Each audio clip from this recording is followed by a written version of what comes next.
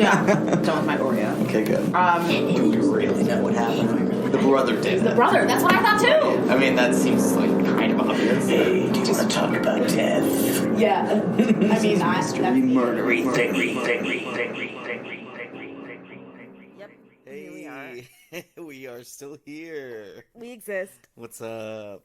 We took a week off unintentionally. I am so tired. Welcome to Mystery Murdery Thingy. Yes, welcome. To Wednesday.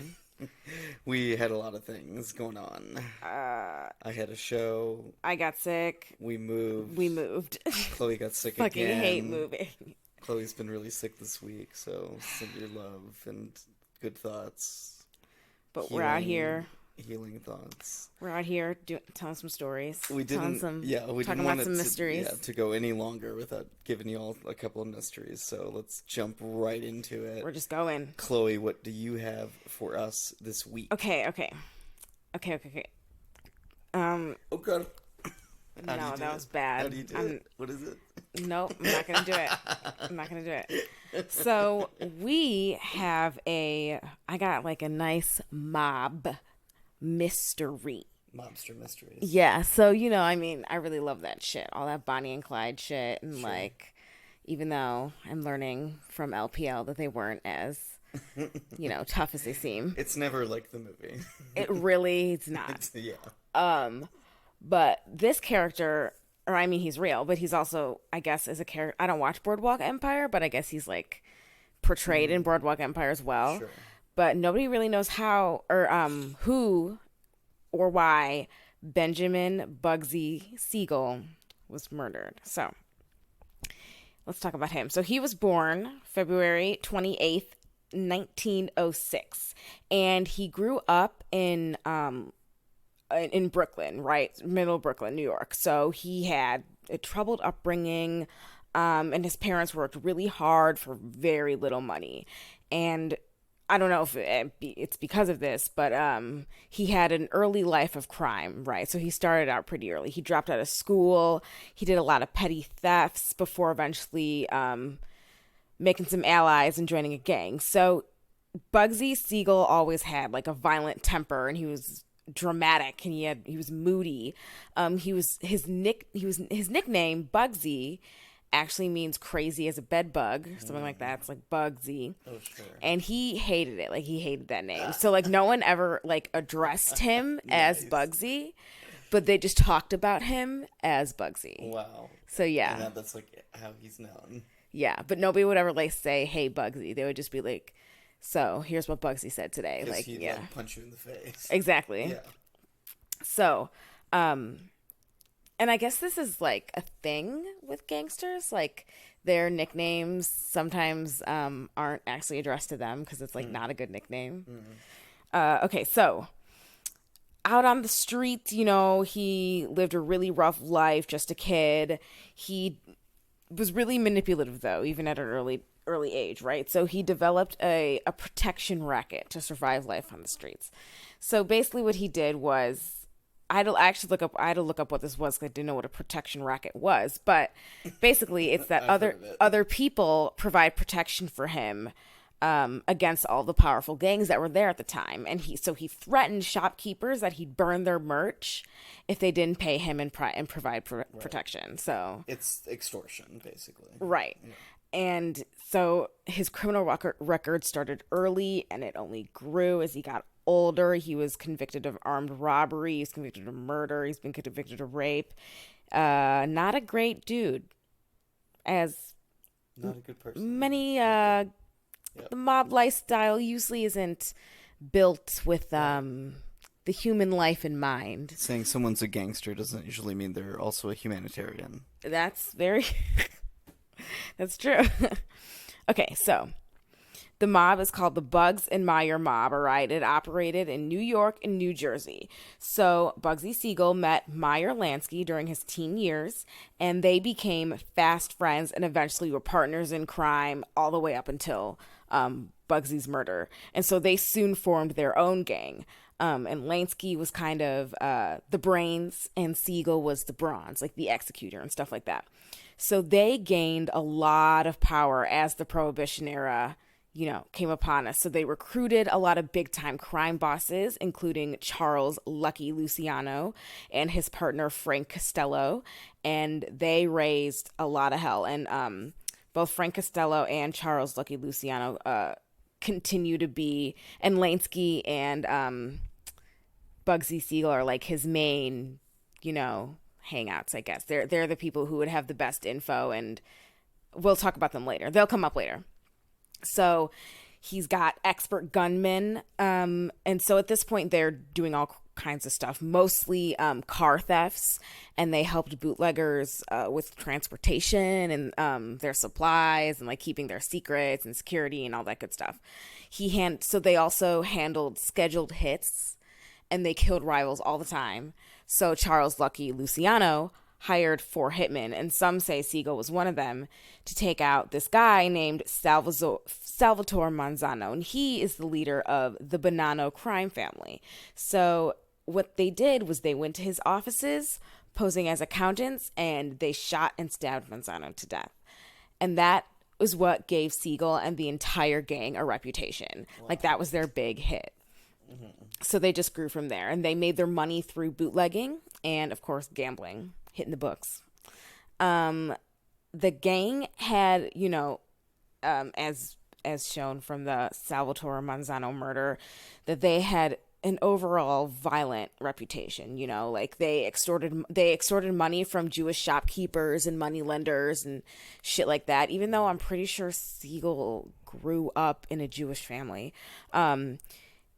They hid they money laundered. They hid their wealth behind a car and truck rental garage business. And that's where they house that's where they house all their stolen cars and stolen booze and shit. Right. So they were notorious, right? So the NYPD described them as, quote, vicious.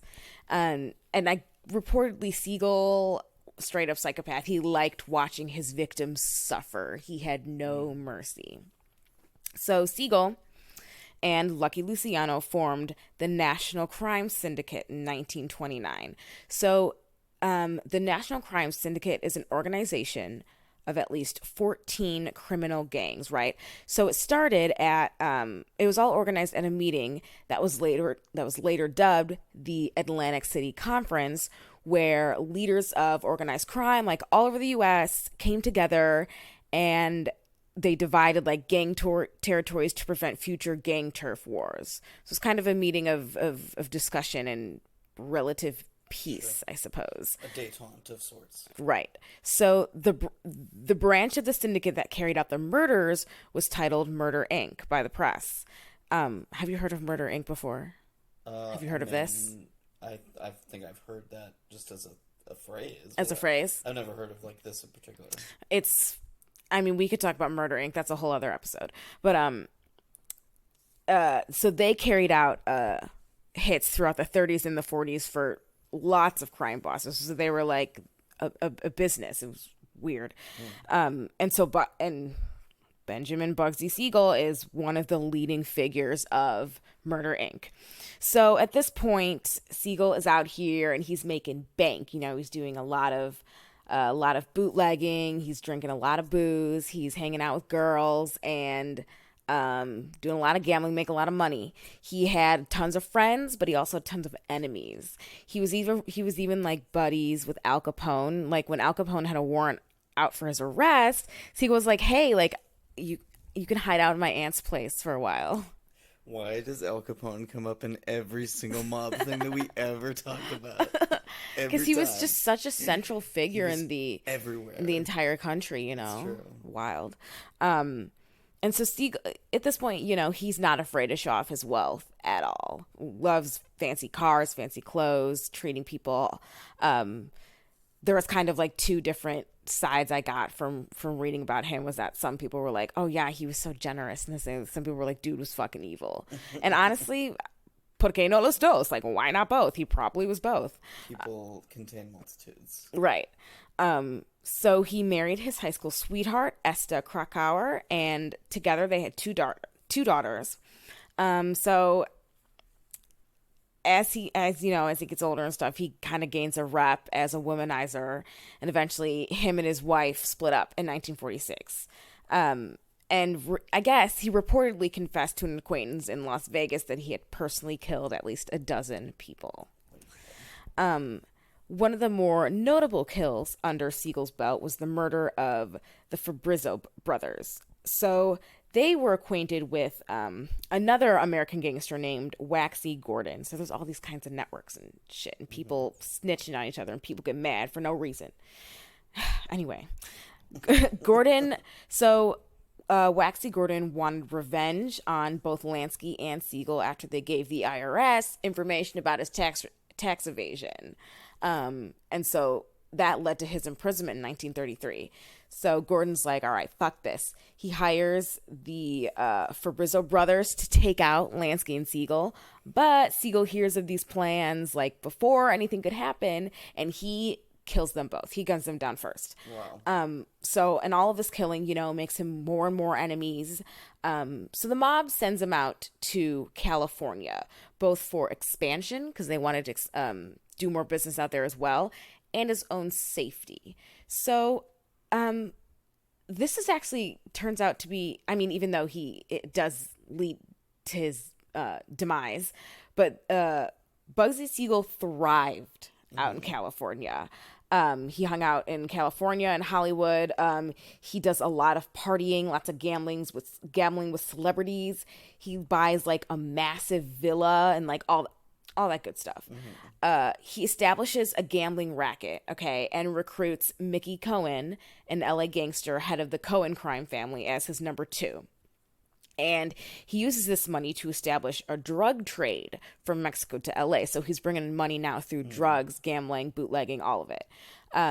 He even extorted movie studios for money by taking over trade unions, organizing a strike, and then forcing the studios to pay him off to get the employees to work again. That's a complicated extortion scheme. Deep. Yes. That shit goes deep. You can tell that he got better at this crime is not good, but just to be clear, yeah, no one should do these things, but that's pretty impressive. Dude's went from dedicated. A kid being like, give me your money or I'll beat you up, to I'm going to take over an organization in order to foment unrest at a private company, so they'll give me money because I'll explain this to them. Like, that's meanwhile, millions of dollars flowing in. Right. And so he then finds a business opportunity out in Las Vegas, where he hangs out sometimes anyway, because Vegas. I assume there's a lot of Vegas going on. Yes, but what's known as the Strip today wasn't really a thing in the 30s. Right. And Siegel is one of the first people. This is why he's known. Actually, is one of the first people to put a big casino in the middle of in the desert. And Siegel, and the Flamingo still stands today. I'm pretty sure, I'll have to double check on that. But the Flamingo Hotel. I'm pretty sure it got knocked down, like in the 90s or something. Oh, okay. I might even have information on it in here. I'm not really sure. Yeah, but so like I said, what's known as the Strip today wasn't really a thing in the 30s, and he's one of the first people to put a big casino, in the desert. So he sees El Rancho, which is the first resort on the Vegas Strip. And he's like, wow, they're making tons of money. He sees how well it's doing. So he develops a new business plan to build his own resort, and convinces, his best bud, Meyer Lansky, to sink some money into it. So let's talk about the Flamingo. A few years earlier, when Siegel had traveled to Vegas, looking at business opportunities, he talked with a man named William R. Wilkerson, and he is the owner of the Flamingo Hotel. So in May 1946, he decides that the agreement with Wilkerson had to be changed. So they talked, they had some agreements, but in May of 1946, he's like, we're going to change it a little. Why don't you just give me control of the Flamingo? So with the Flamingo, Siegel would supply gambling, the best liquor and food, and have the biggest entertainers at reasonable prices. So, and he believed that like these attractions would lure both rich people and vacationers who were like, hey, I want to gamble. So right. Yeah, and that's exactly what happened. But because Siegel does business the dirty way, if Wilkerson didn't give over his business, he would have killed him anyway. So it was like, I'm gonna get it. Yeah. It wasn't like a peaceful, you know what, we should just be partners. It was, one might say, an offer he couldn't refuse. Oh, wow. I mean, to coin a phrase. Exactly. So the Flamingo was put under Benjamin Siegel's name, and Wilkerson went into hiding for a while in Paris. So Siegel had a, big head. He wanted the biggest and the best of everything. The Flamingo Hotel was already under construction at the time, but its investors had run low on money. So Siegel, bops in and he promises he could get it done with just $1 million. But costs, as you know, he wants more and more, costs quickly rise to $6 million, which today, it was in 1946, is a little over $60 million today. So pretty pricey. Wow. And it was kind of a result of both stolen money and just like bad business decisions, basically. And so at this point, all the people he's borrowed money from, mobsters, they're pissed. They're not happy, of course. They're putting money into this random resort in the middle of the desert that isn't making progress. However, once the Flamingo was up and running, guests flooded to Vegas, and soon the business was actually pulling in a lot of money.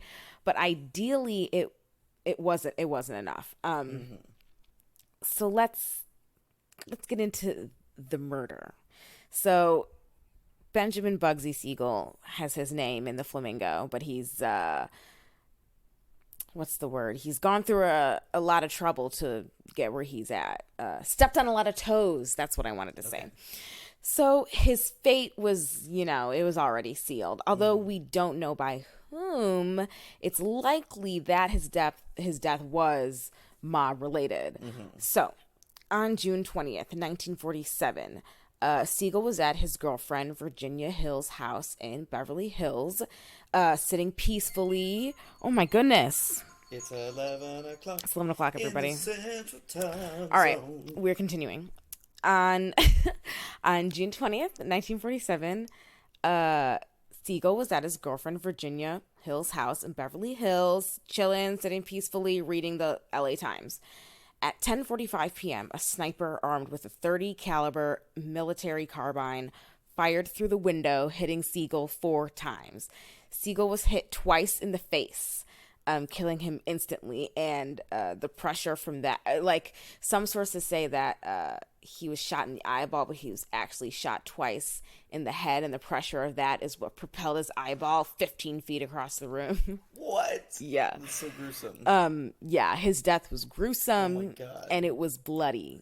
That's like a fucking movie. And his not to diminish that a person died, right? But right. Wow. But the picture of his like dead body was all over the newspapers. Of course. Yeah. In those days they like didn't give a shit. Yeah. Had a pretty sad funeral. Only his brother and rabbi showed up.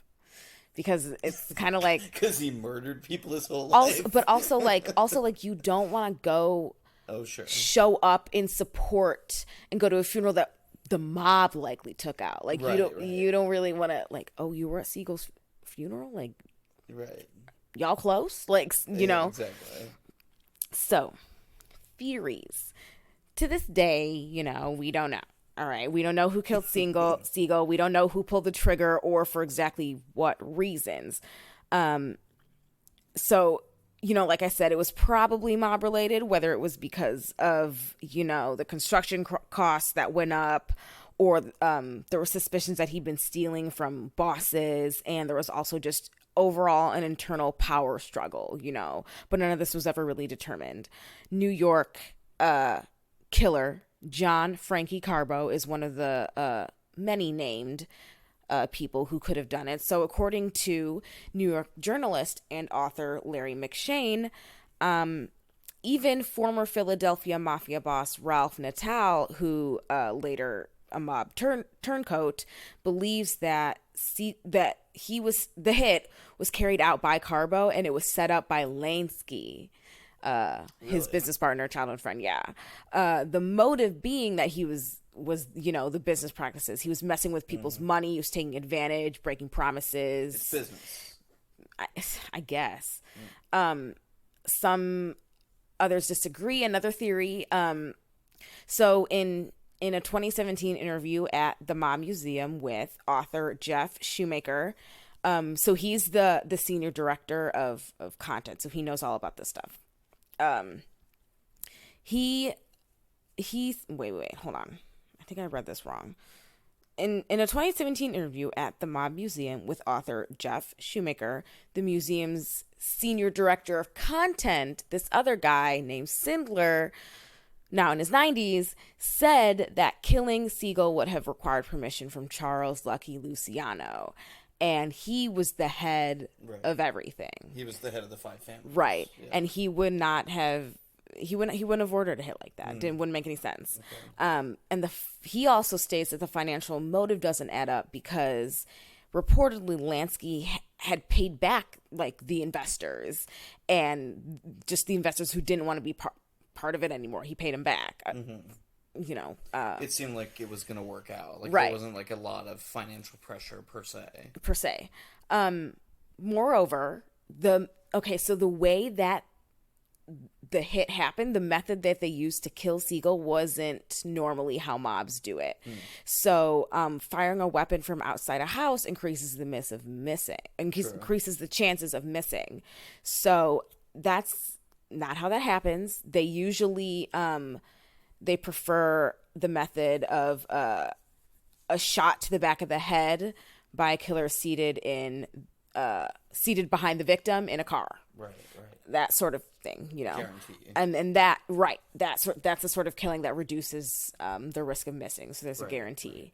So there's also a little bit of a revenge love story type thing with Virginia Hill where she orchestrated it, but it was really ridiculous, and I didn't want to talk about it because it was really dumb and not plausible. Okay.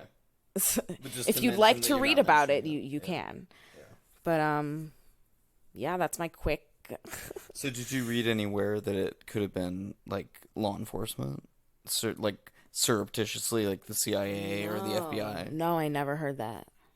I don't know. I was just thinking. I mean, it's a possibility. Yeah, maybe, like the CIA, like early CIA, did a lot of stuff that just like maybe no one even like wrote the records down, and it seemed like a military hit in a way. Yeah. So it was a sniper. Right. So it's someone with military training at least, one would think. So. All right. So my sources are the Wikipedia pages, Benjamin Bugsy Siegel and Bugsy and Meyer Mob and the Atlantic City Conference. The Mob Museum article by Larry Henry and allthat'sinteresting.com article by Gina DeMuro, and this blog called Den of Geek had an article by Tony Sokol that I got a lot of information on. And that was based off of Boardwalk Empire and comparing it to what really happened versus what happened in the episode. Interesting. But, yeah. Cool. That's the mob. Good. What do you got for us? Okay, so mine's a little bit different. I was kind of inspired by your... God, it's been so long. Was it like the episode before this? Where you did the one about like the White Witch of Rose Hall? I think so. It was like 1 or 2 episodes ago. I can't remember. Right. But anyway, and just to answer the question from your episode, because I looked it up, the flamingo is still standing. It was not torn down or anything. I think I was thinking of the Sands, which was torn down. But anyway, pretty sure. So anyway, I'm going to do sort of a historical person mystery. Which I feel like is a new type of, we talk about like the different types of mysteries, like how many are there? Yeah. I think this is a new type of mystery now we can find more of. Did this historical person, were they real or not, or what's the real person behind it, kind of the mystery surrounding that. And this also, my topic for this week kind of taps into my natural affinity for nerdy words, which I want to speak of, Yes, often. So, and of course, Chloe knows about this. So I talk about it all the time. And one of the words that I enjoy is the word Luddite.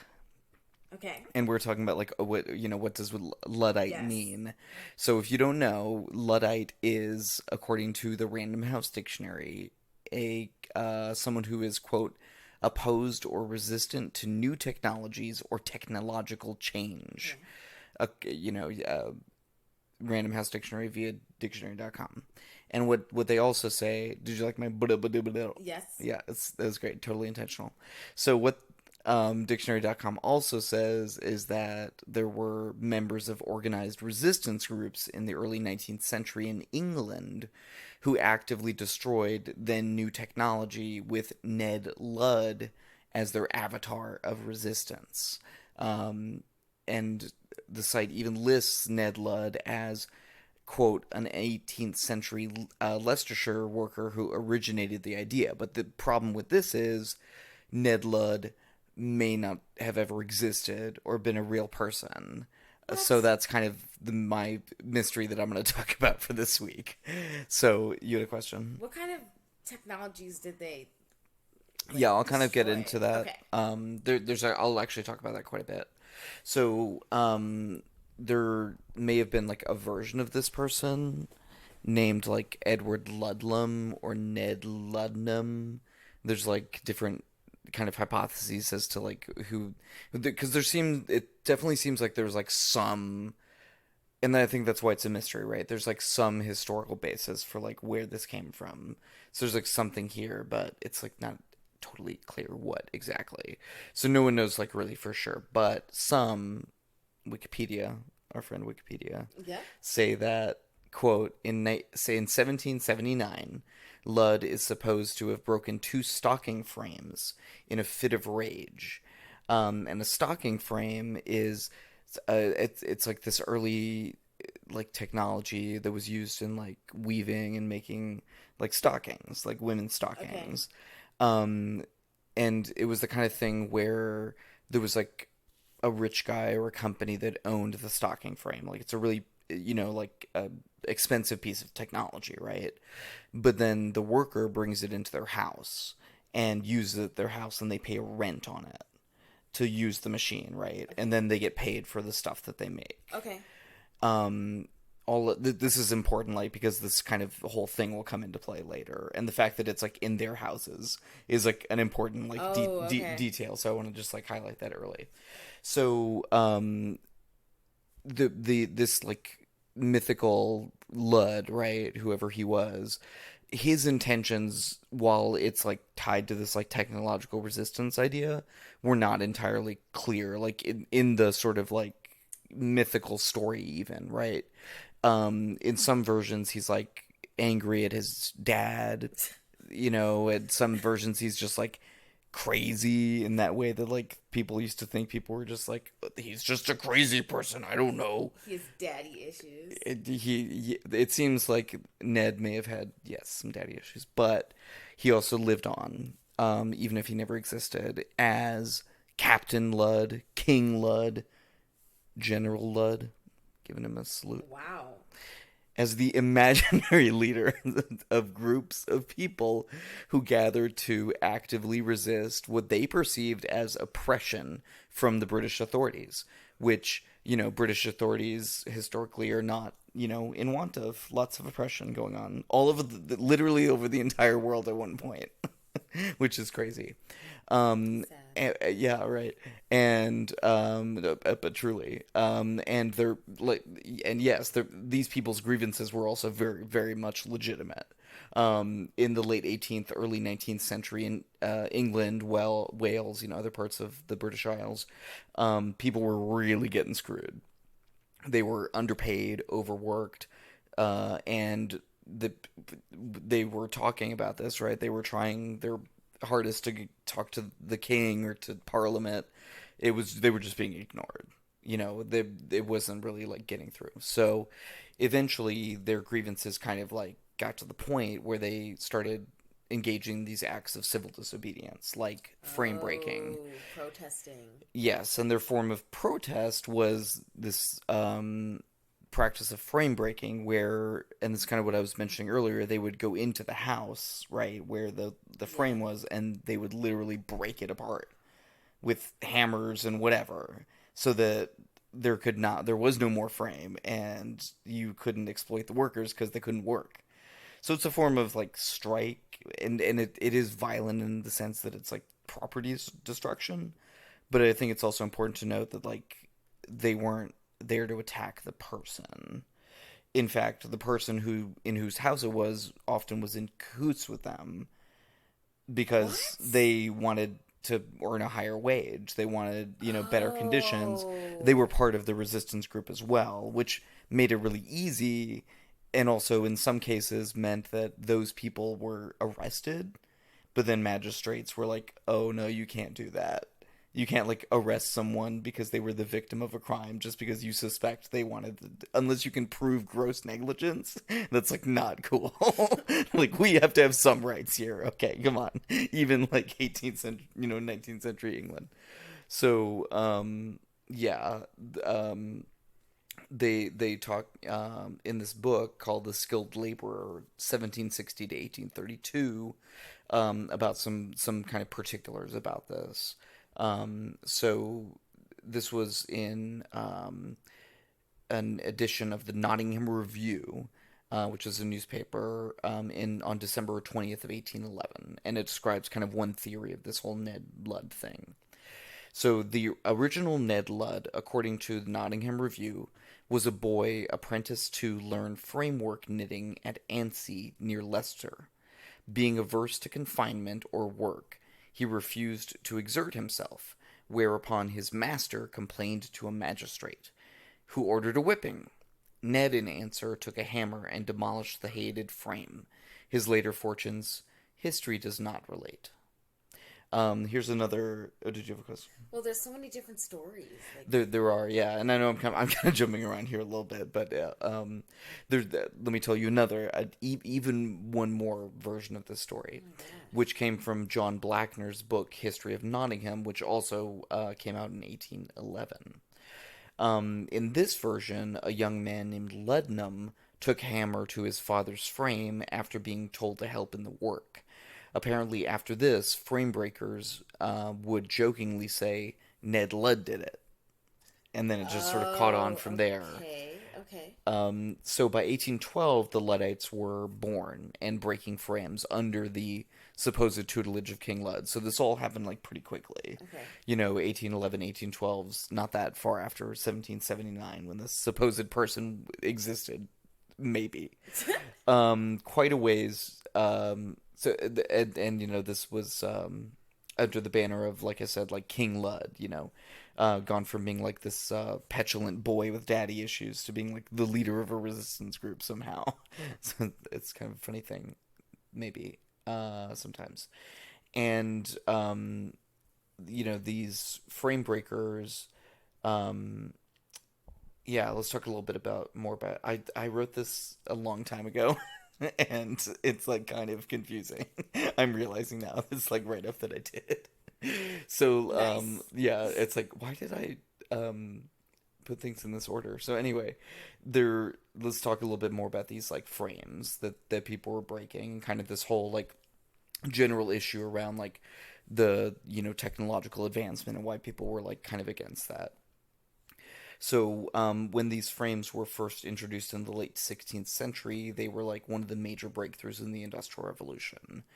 The Industrial Revolution, developed through the 19th century to the point that it was really like devastating the lives of a lot of people in the British Isles. Like the technology had advanced, but the society to like match that technology had not advanced. It was being used like for exploitation. Oh, wow. More than, to like, just have a better process for everyone, right? And because of that, it was not only the frame breakers who like broke out in these like protests and stuff. And Ned Ludd is not the only kind of mysterious figure that I'm going to talk about in this episode. I'm going to mention just a couple of others that are a little bit more mysterious, but in a different way. So yeah, there are these. So if you look up Ned Ludd on weird. if you look up Ned Ludd on Wikipedia, it, like, at the bottom of the page, it points you also to Captain Swing, as well as the Rebecca riots. So I'm gonna talk about those and the mystery that surrounds those as well. So first, let's talk about Captain Swing. Okay. So Captain Swing was supposedly, according to Wikipedia, a, quote, hard-working tenant farmer driven to destitution and despair by social and political change in the early 19th century, close quote. So again, downtrodden by the British man. And, again, perhaps a person who may have actually existed that this is based on. But certainly what we know is real is, those changes were happening. The despair was certainly real. And for many, the breaking point was the introduction of a horse-powered threshing machine that eliminated the need for many workers, kind of akin to the automation kind of, thing we're experiencing right now, right? Robots replacing people has been a thing since the 19th century, right? In a way. And this just devastated the lives of a lot of people. And those people, some of them responded by rioting, mainly peacefully at first, but eventually there were many instances of arson. And this was especially true in this period from October to December of 1830. And there's also this kind of mystery within the mystery here of how connected or coordinated were the peaceful rioters in the street and the arsonists. It seems like maybe there was some, amongst some of them there was some coordination or contact. But it's interesting, again, this happens today too. Like there's some big protest in Portland and, a bunch of cars get burned but that's like 100 people, and then there's like 5,000 other people who didn't do anything and have nothing to do with those people. But but then it's made out to seem as if they're all the same. Yes. So there's mystery that's created. Yes. By propaganda networks. We don't need to get into it. It's kind of like just like today. These things get painted with a broad brush. So in the case of the swing riots, there also there also were these kind of threatening letters that were sent out in addition to the peaceful protest and the arsons. And these were, some of them, signed by this moniker, right? Captain Swing. Okay. And I wanted to, and some of these are in the Wikipedia page. I just wanted to read a couple in a bad British accent, if that's okay. If that's okay with you. All right, everybody. Sir, plug your ears. Your name is down amongst the black arts in the Black Book, and this is to advise you, and the like of you, who are parson justices, to make your wills. Ye have been the blackguard enemies of the people on all occasions. Ye have not done as ye ought. Swing. And that was the first one, and here's the second one. Okay. You can listen to it back to it later. Sir, this is to acquaint you that if your threshing machines are not destroyed by you directly, we shall commence our labours. Signed on behalf of the whole, Swing. That was also like maybe 40% Australian. Sure. Maybe he spent some time, in Australia, and then he came back, for some petty crime, picked up a bit of an accent. We don't even know if he's real. Exactly. This accented person. Lastly, we're going to talk about the Rebecca riots. The Becky riots. And they are not called the Becky riots, they're called the Rebecca riots. So these were a little bit later, between 1839 and 1843 in South and Mid Wales.